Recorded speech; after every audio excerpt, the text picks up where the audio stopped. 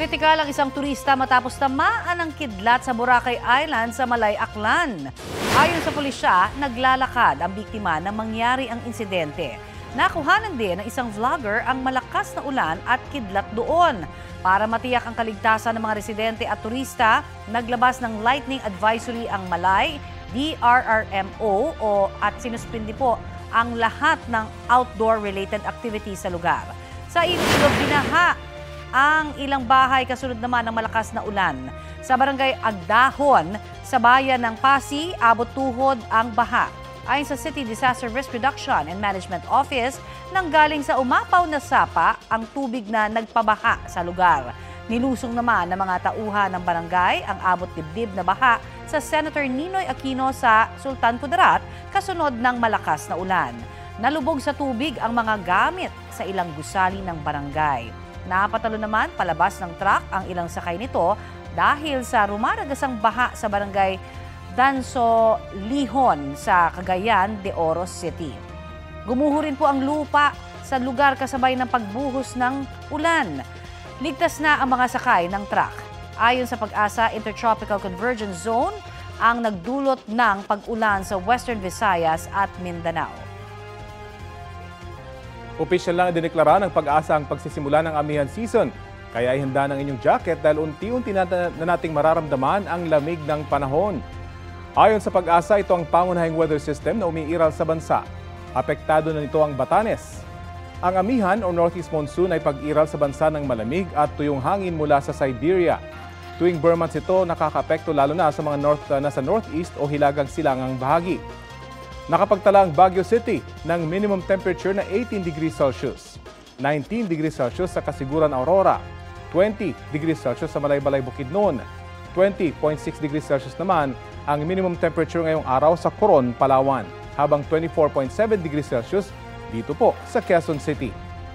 Bukod sa amihan na nasa Batanes, may tatlong iba pang weather systems na umiiral at nakaapekto sa bansa. Una, may shear line sa Cagayan Province. Ang shear line ay ang salubungan ng malamig na amihan at ng mainit na easterlies na magdudulot ng mga pag-ulan. Ikalawa, ang easterlies na magbibigay ng mainit at malinsangang panahon ngayon sa malaking bahagi ng Luzon kasama na po ang Metro Manila. At ikatlo, ang Intertropical Convergence Zone o pagsasalubong ng hangin mula Northern at Southern Hemisphere na magpapaulan ng husto sa Visayas at Mindanao. Tuluyan ang nag-dissipate o nalusaw ngayong umaga ang binabantayang low pressure area sa bahaging Palawan. Base sa rainfall forecast ng Metro Weather, uulanin sa mga susunod na oras ang halos buong bansa, kasama na po ang Metro Manila. Maging alerto sa heavy to intense rains na maaaring magdulot ng baha at landslide. Samantala, parehong patay ang mga driver ng nagbanggang SUV at AUV sa Quezon City. Critical naman ang pasahero ng AUV. Balitang hatid ni James Agustin. Mabilis ang takbo ng SUV na yan sa CP Garcia Avenue sa Quezon City noong Biyernes nang bumangga ito sa isang AUV. Sa isa pang anggulo kita na umikot ang dalawang sasakyan sa lakas ng pagkakabangga. Ayon sa pulisya, galing sa Katipunan C5 ang SUV na papuntang University Avenue. Ang AUV naman nasa kabilang lane ng kalsada. Itong ating SUV doon sa may bandang kurbada ng CP Garcia Avenue, medyo lumagpas siya ng linya sa kurbada at natumbok niya at nagkabanggaan sila nitong AUV na kasalubong niya. Naisugod sa ospital ang dalawang lalaking driver pero parehong binawian ng buhay. Ang babaeng sakay ng AUV, critical ang kondisyon ayon sa pulisya. Since yung parehong driver natin ay namatay, yung kanila pong criminal liability extinguished at yun pong civil ang pinag-uusapan po ng parehong partido sa ngayon. Muli naman nagpaalala ang mga otoridad para maiwasan ang ganitong insidente. Siguraduhin po natin na may enough tayong pahinga. At pag inaantok po tayo, wag na nating piliting magmaneho dahil baka madisgrasya tayo. Kapag may kasalubong po tayo, wag na nating i-high beam or i-bright para hindi masilaw yung ating kasalubong. At pangatlo po, siguraduhin po natin yung mga ganong oras kasi konti na lang yung sasakyan. So wag na tayong masyadong magmabilis. James Agustin, nagbabalita para sa GMA Integrated News. Ito ang GMA Regional TV News. Mainit na balita mula sa Luzon, hatid ng GMA Regional TV. Isang truck ang nadisgrasya sa Bontoc Mountain Province. Chris, kamusta ang mga sakay ng truck? Connie, 3 sa 5 sakay ng truck ang nasawi nang dumiretso ito sa Chico River sa barangay Tukukan. Base sa investigasyon, bumangga ang truck sa 2 sasakyan na nakaparada lang sa kurbadang bahagi ng Bontoc, Tabuk, Enrile Road. Mula sa gilid ng kalsada, nahulog ang truck sa mahigit 100 metro papunta sa ilog. Dead on the spot ang 3 sakay ng truck. Hinahanap pa ang 2 nilang kasama. Ayon sa mga otoridad, construction worker ang mga biktima na papunta na sana noon sa kanilang project site sa bayan ng Sadanga. Extended naman ang oras ng paglilinis sa mga Dan Roman Catholic Cemetery dito sa Pangasinan. Hanggang ngayon kasi may mga punto doon na balot pa rin na makapal na damo. Kaya papayagan na muna ang paglilinis hanggang sa gabi. Ang ilang naglilinis, nag-iingat daw at baka may namumugad na ahas na sa mga damo.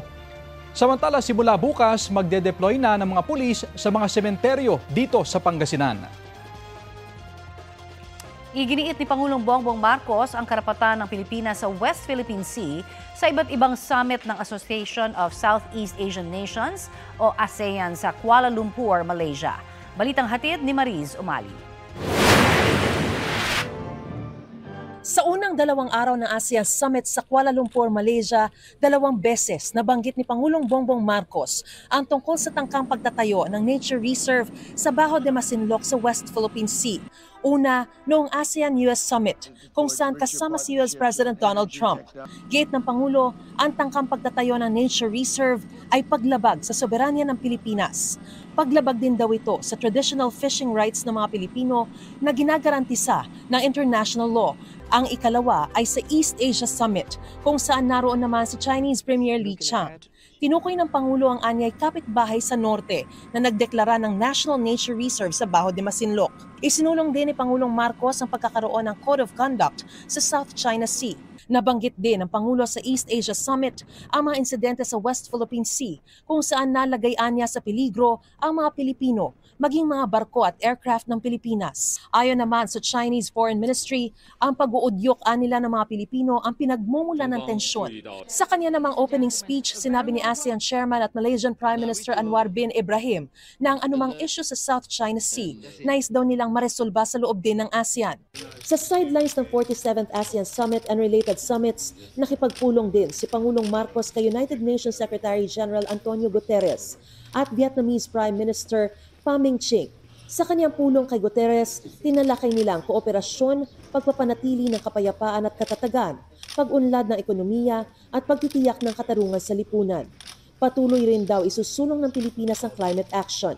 Sa kanyang bilateral meeting naman kay Prime Minister Pham Minh Chinh, nagkasundo ang 2 lider na palakasin pa ang ugnayan ng Pilipinas at Vietnam sa larangan ng ekonomiya, seguridad at pagpapatatag ng bilateral strategic partnership. Nagpasalamat din si Pangulong Marcos sa patuloy na tulong ng Vietnam sa Pilipinas sa panahon ng tagtuyot at kakulangan sa supply ng bigas. Sa ika-15 ASEAN-UN Summit naman kagabi, nanawagan ng Pangulo sa mga kasapi ng ASEAN at United Nations na itaguyod ang isang agenda ng pag-unlad na walang maiiwan at nagbibigay dangal sa lahat. Sa kanyang intervention speech, sinabi ni Pangulong Marcos na ang tunay na sukatan ng pagkakaisa ng ASEAN at UN ay hindi lamang nasusukat sa mga salita, kundi sa aktwal na pag-unlad na nararamdaman ng mga mamamayan.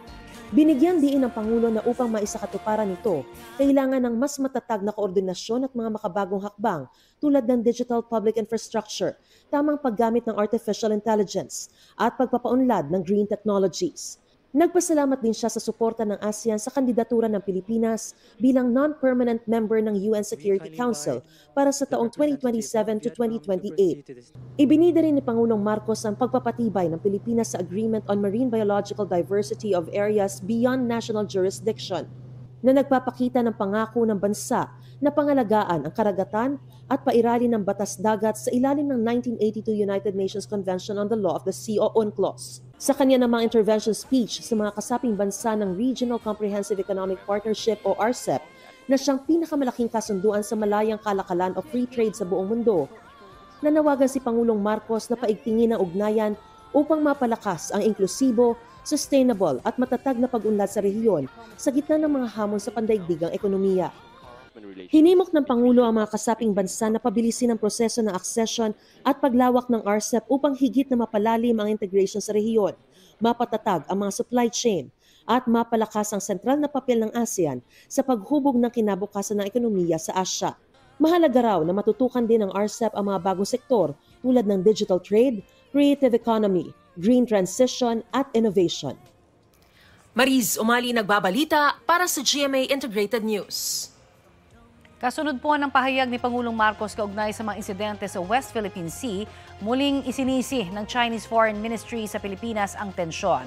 Sabi ni Minister Guo Jiakun, handa raw sila makipagdialogo at kumonsulta sa Pilipinas kaugnay rito. Dapat daw ay ASEAN at China ang parehong nagsusulong ng kapayapaan at kaayusan sa South China Sea.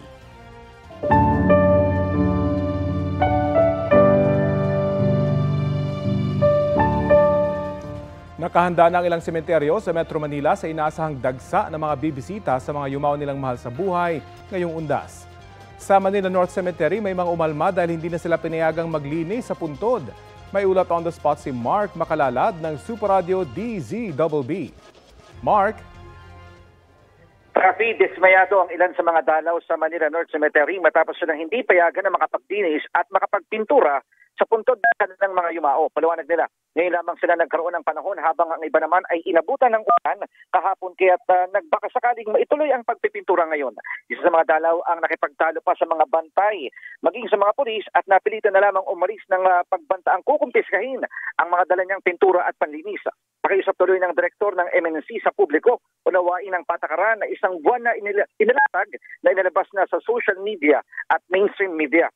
Samantala, nakahanda na ang Manila South Cemetery katuwang ang iba't ibang ahensya ng pamahalaan sa inaasahang dagsa ng mga tao. Nakapwesto ng mga tauhan ng Manila Police District sa loob ng sementeryo para matiyak ang kaayusan at seguridad ng mga dadalaw sa kanilang mga yumaong mahal sa buhay. Mahalagang paalala naman mula sa pamunuan ng sementeryo, ang huling araw ng paglilinis at pagpipintura ng puntod ay sa October 26 at yung huling araw ng libing ngayong araw, October 28, ay magpapatuloy na sa Lunes, November 3. Sa October 28 naman, magpapatuloy muli sa November 3, 2025 at bawal na pumasok ang mga sasakyan mula bukas October 29 hanggang November 2, 2025 kasama sa pagbawal ang kotse, motorsiklo, e-bike o e-trike, bisikleta, scooter at unicycle. Mula naman sa Biyernes October 31 hanggang sa Linggo November 2 bukas ang Manila South Cemetery mula 5 ng umaga hanggang alas 9 ng gabi. Pinapayuhan ng publiko na sumunod sa mga panuntunan, makipagtulungan sa mga otoridad at iwasang magdala ng mga ipinagbawal na bagay gaya na lamang ng alak, sigarilyo, paputok, matuturis na bagay at malalakas na sound system. Sa San Juan City Cemetery, nagsimula na rin maglinis ng puntod ng kanilang yumaong kamag-anak ang ilang bumisita kaninang umaga. Sa pag-ikot ng Super Radio DZBB, naabutan namin ng ilang mga bumisita na nagwawalis at nagpipintura ng puntod. Kasabay naman ng pagbisita ay nag-alay na rin sila ng panalangin sa yumaong mahal sa buhay. Sa ngayon, kakaunti pa lang ang bumibisita sa sementeryo pero inaasahan na pagsapit ng October 31, magsisimula na ang buhos ng mga tao sa sementeryo. Paalala naman sa mga bibisita, sa ilalim ng Oplan Undas 2025 ng San Juan, magiging 6 a.m. hanggang 12 midnight ng November 1 at 2 ang visiting hours sa sementeryo. Mahigpit na pinagbabawal ang paggamit ng mga armas, bladed weapons, nakalalasing na inumin, malalakas na sound systems, illegal na droga at pagtitinda sa paligid ng sementeryo ng walang special mayor's permit. Balik sa iyo, Rafi. Maraming salamat, Mark Makalalad ng Super Radio DZBB. Abiso sa mga motorista, suspendido ang expanded number coding scheme sa October 31st o Biyernes po yan. Ayon sa Metropolitan Manila Development Authority, bisperas po yan ng All Saints Day at deklaradong special non-working holiday. Sabi ng MMDA, otomatikong suspendido ang number coding tuwing official at special non-working holidays. Kaya naman ngayong long undas weekend, paalala ng MMDA na mag-ingat at planuhin ang biyahe. Pasintabi po sa mga kumakain, patay ang isang kasambahay na senior citizen matapos pukpukin ng electric grinder ng dating caregiver sa bahay kung saan siya nagtatrabaho. Ang suspect na 45 anyos, aminado sa nagawa at may hinanakit siya sa biktima. Balita hatid ni EJ Gomez.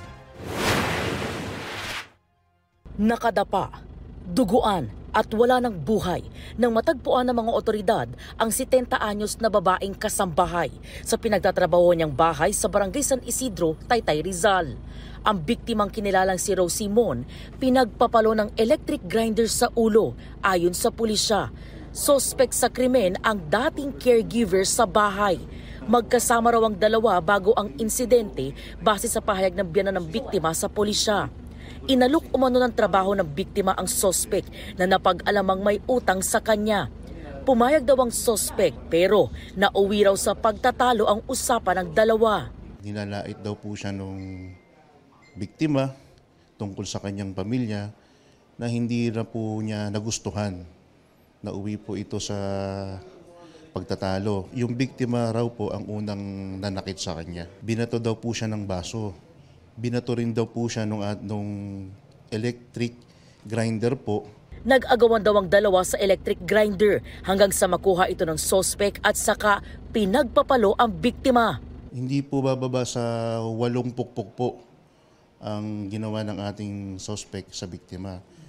At hemorrhagic shock po ang sanhi ng pagkamatay ng ating biktima. Halos hindi na po makita, ma-identify yung mukha ng ating biktima. Sa follow-up operation ng pulisya, natunto ng sospek sa bahay ng kanyang anak sa Rodriguez, Rizal matapos ituro ng kanyang asawa.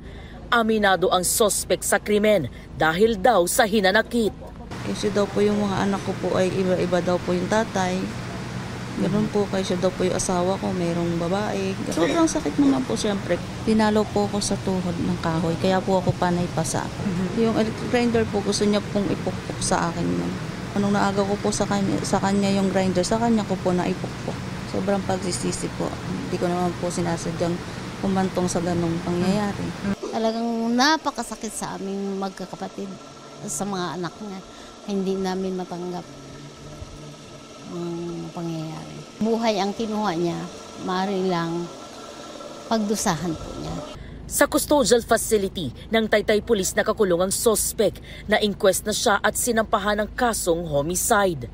EJ Gomez, nagbabalita para sa GMA Integrated News.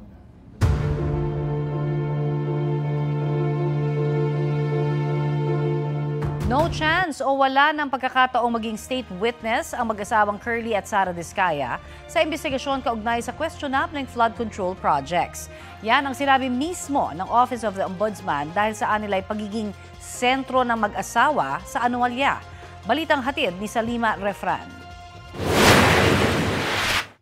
The Diskayas, due to their uncooperative behavior now, there's absolutely no chance that they can even become state witnesses anymore. Sarado na ang pinto sa mag-asawang kontratistang Curly at Sara Diskaya para maging state witnesses sa mga kaso sa manumalyang flood control projects. Kasi lahat po talaga ng kabalastugan ng DPWH pinasukan na talaga ng Diskaya eh. So I don't think they're in any position to bargain with the government, especially with their status as state witness. Git ng Office of the Ombudsman, paano raw magiging state witnesses ang mga taong nasa sentro mismo ng naging operasyon para commit back sa mga proyekto ng DPWH? Alam naman ho natin na higit 4,000 po ang sinalihan nilang bids around the country, and kahit anong scheme or scam na nakita natin sa DPWH, kasama sila. Because of their statement that they are uncooperative, then they are deemed to be hostile witnesses and can only be charged as respondents and in the future accused, no? In the case of malversation of public funds, falsification of public documents, and all the other crimes that they were a part of. Tingin ng Office of the Ombudsman, sa simula pa lang, wala naman talagang intensyong tumulong sa gobyerno ang mga Diskaya. Nakikita na lang daw nila nakaharap sa kanila ang mga Diskaya pag gumulong na ang preliminary investigation. Sa ngayon, nakaharap ang mga Diskaya sa mga reklamo ng DPWH at Commission on Audit para sa 5 flood control projects sa Bulacan na nagkakahalaga mula 39 million hanggang 96 million pesos. Kapwa-respondent nila sa mga reklamong ito ang Sims Construction at Wawaw Builders at ang mga opisyal ng DPWH First Engineering District of Bulacan. The wheels of justice will turn on the Discayas if they refuse to cooperate. Tignan na lang ho natin kung hindi pa rin sila magko-cooperate kung nakakulong na sila. Samantala, inaasahang haharap naman sa fact-finding investigation ng Ombudsman si dating DPWH Undersecretary Roberto Bernardo, lalo na sa partisipasyon ng mga mambabatas. Si Yusek Bernardo, gusto natin siyang kausapin din para doon sa ating yung mga above the salary grade of the district engineer. We want to clarify with Yusek Bernardo kung ano ba talaga ang naging sistema dyan sa taas.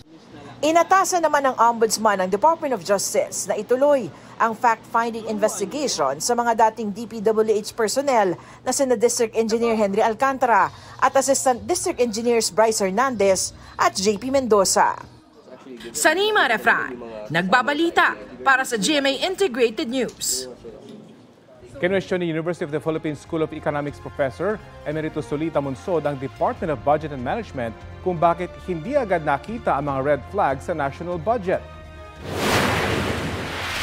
Where was the DBM in all this? Did they not see that all of a sudden flood control projects were the favorite of all the congressmen? If they could not see it, who could? Sinabi yan ni Monsod sa DBM Fiscal Policy Conference na ginanap sa UP College of Law.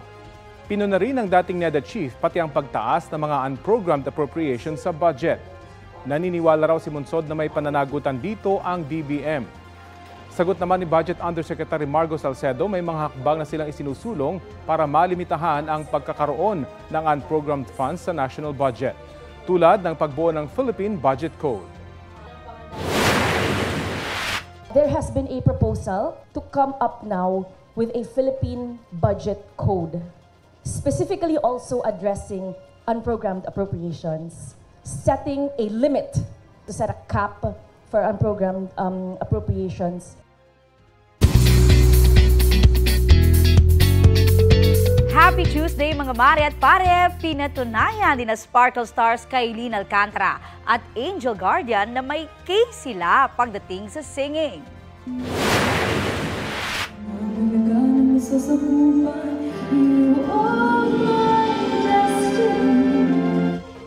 Goosebumps! Yan ang back-to-back performance ni Kailin at Angel sa isang K-drama concert. Si Dea Angel ang mismong kumanta ng new official soundtrack ng Encantadia Chronicles Sangre, kung saan isa siya sa mga bida. Si Kailin naman, nostalgia vibes ang hatid ng kantahin ng OST ng Philippine adaptation ng My Love from the Star na My Destiny. Collab ang K-drama concert ng National Commission for Culture and the Arts at Korean Center of the Philippines.